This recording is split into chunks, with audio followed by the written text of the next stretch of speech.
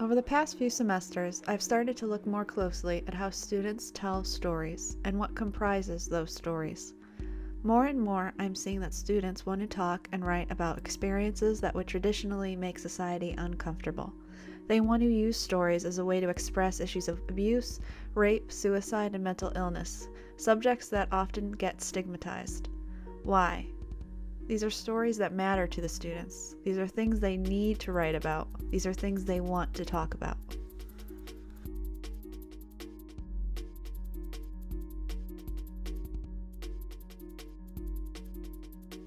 Definitely a stigma, and I think that there's not enough attention paid to mental illness with young people.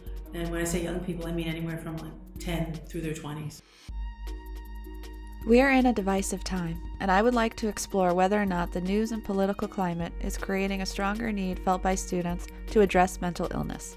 We are inundated with news through various mediums. Gregory Ulmer in Electronic Monuments states that, quote, "Nonetheless, a news item still has the power to sting, to irritate, to provoke me with a feeling of justice or injustice," end quote. The news can greatly influence and at times wound us. I am a true believer that what's going on today in the news and with politics has not only scared people and given them fewer boundaries, which people need in society, but I think it has given them the leeway to act out because I think they feel there are fewer repercussions for doing so. Often, when people do act out or try to discuss mental illness, they are met with stereotypical reactions, or they are cornered into feeling like they are crazy.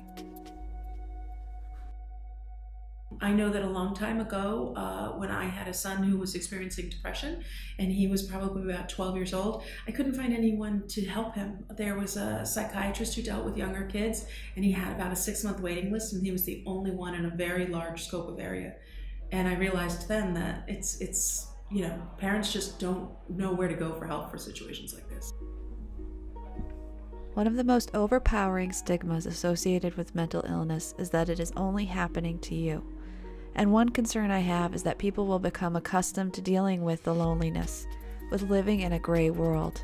Yet that is just not the truth. Countless stories exist about many people's struggles with mental illness.